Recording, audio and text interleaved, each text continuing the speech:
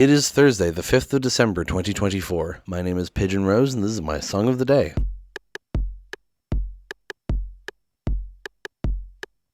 Today we're talking about an artist who I only know one album of, but I haven't listened to that album in ages. It's actually been a long time since I've listened to even this song that we're going to be talking about today, but I kind of remember the album it came from because I used to listen to it a fair bit, and I really should give him another listen because he's been making music recently. But that artist is Trevor Powers, also known as Youth Lagoon. For a while he was Youth Lagoon, then he released stuff under his name, and then he started releasing stuff as Youth Lagoon again. And so his most recent release is from last year called Heaven is a Junkyard. I really got to listen to the rest of his albums because I've only listened to his first album from 2011, The Year of Hibernation, which is where you find the song that we're talking about today, 17. Now, how did I discover this song, you might ask? Well, I'll tell you how. How do I discover anything, really? Back in 2011, I really got into vloggers like the Vlog Brothers and Wheezy Waiter. And Wheezy Waiter, apart from being a vlogger, is also a musician. His name is Craig Benzine. He's in the band Driftless Pony Club. They're great. I should definitely talk about Driftless Pony Club on here, actually, but I don't know what songs to talk about. But anyway, he had a video on his YouTube channel of him covering this song. I think it's like unlisted now, but I could probably find it if I searched around. But I was really enamored with it, and I was like, what is this? So I went and listened to the original, and I was really, really enamored with the original as well. So I listened to the album, like I said. But this song, it has a special place in my heart. I don't listen to it often, but I think about it, you know? And I don't think I need to give it too much more of a introduction. We should just go and listen to it and then come back in a few minutes and talk about it.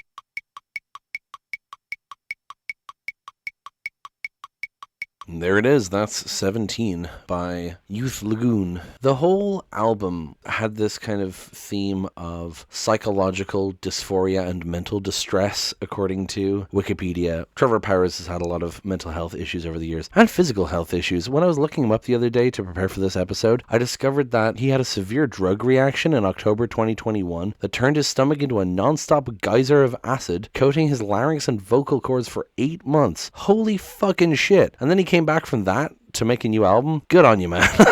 What the fuck? Anyway, so he's had a lot of mental health struggles throughout his life, and this first album was very much kind of exploring that in this minimalistic, ambient sort of soundscape way, and I think it works quite well. The song itself seems to be kind of talking about the loss of innocence, and he's thinking back to when he was 17 and his mother gave him some advice, you know. Now, I want to point out, this album came out in 2011, and he was born in 1989. So in 2011, he was only 22. Only 5 years ago that he was 17. But anyway, you can still, I mean, you're a very different person at 22 than you are at 17. Let's go into the lyrics, shall we? Roaming the campground out by the lake where we swam, we were hunting for snakes, but we couldn't find them. Surrounded by nothing but the nothing surrounded by us, but it's just me in my room with my eyes shut. Oh, when I was 17, my mother said to me, don't stop imagining, the day that you do is the day that you die. Now I pull a 1-ton carriage, instead of the horses grazing the lawn, I was having fun, we were all having fun. Now, he is immediately putting us in a very specific memory, and you know I love specificity in my music. Roaming the campground out by the lake where we swam. So he doesn't name the lake necessarily, but he's just talking about like a specific, like this lake where we used to swim all the time. We were walking around the campgrounds there. We were hunting for snakes, but we couldn't find them. Now, someone on Genius really wants to make this all a big metaphor, and the fact that Trevor Powers is himself religious does lend credence to that. It could be referencing the snake as a representation of evil, of the devil, but it also could just be them looking for snakes, because why not? Them, by the way, is presumably Trevor and his mother. I don't know what his like familial situation is, but seeing as his mother is mentioned in the song, I would imagine he's talking about going around with his mother. Surrounded by nothing, but the nothing is surrounded by us is a really interesting line. Surrounded by nothing is a very like isolating, lonely image, but then the nothing surrounded by us, it kind of sounds like he's become one with his loneliness, or like that the nothingness is reflecting himself as much as he's reflecting the nothingness, you know? And then, but it's just me in my room with my eyes shut. So you get this image of him remembering all this. He's like in bed or like sitting at a chair or something and just remembering all this with his eyes shut. When I was 17, my mother said to me, don't stop imagining, the day that you do is the day that you die. Now, this is the line that really grabs your attention, of course. Don't stop imagining, the day that you do is the day that you die. I mean, a lot of people have said similar sentiments and will continue to do forever because it's an important thing. But this specific phrasing is just very to the point. The day that you do is the day that you die. The repetition of the d sound really just like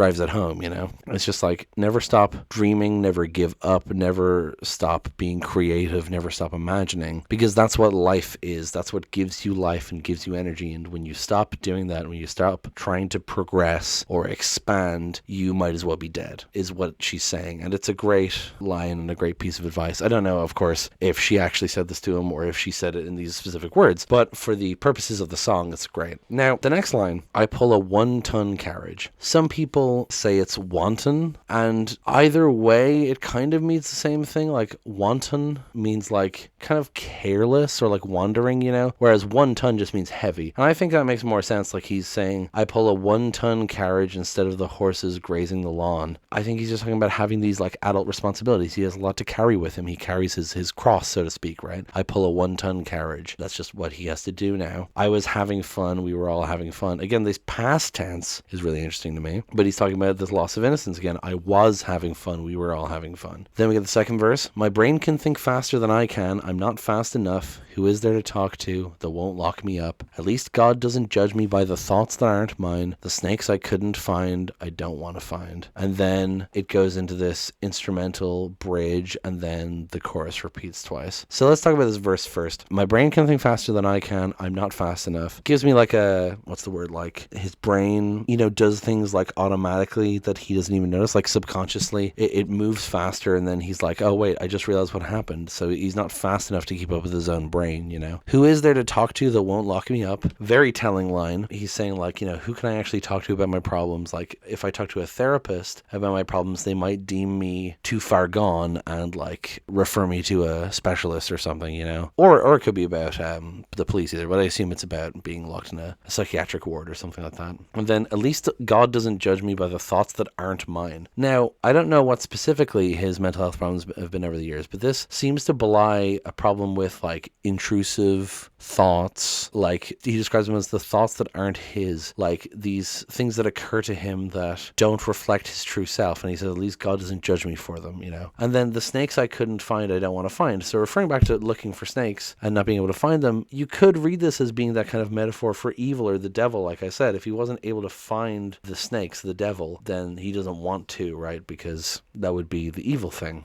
So then I love how the whole song is played on this kind of, it sounds like electric piano or something, very soft, and the vocals are very soft as well. And then the bridge here has the vocals going like, oh, and then the drums come in, and even though the singing doesn't become like particularly more intense, it just becomes so much of a bigger song for the last two chorus, and I love how it sounds. I mean, it's such a nice song. That's pretty much it, because the rest of it is just the two choruses again. I love this song. I love the feeling of nostalgia and also kind of regret. It's looking back on the loss of innocence. It's kind of all these mixed feelings, and it really has that melancholic feel to it with how the music combines with the lyrics, and the repetition as well, of course. Really love it, and I really need to check out the rest of the stuff and re-listen to this album, because I remember liking it. I remember liking Cannons, and was there a song called July or something like that? Yeah, July, Posters. Yeah, I remember a few of these songs. Anyway, that's going to be it for this one, I think. I talked about this week. Again, this is not a song about winter, but it feels like a winter song for me because it feels cold,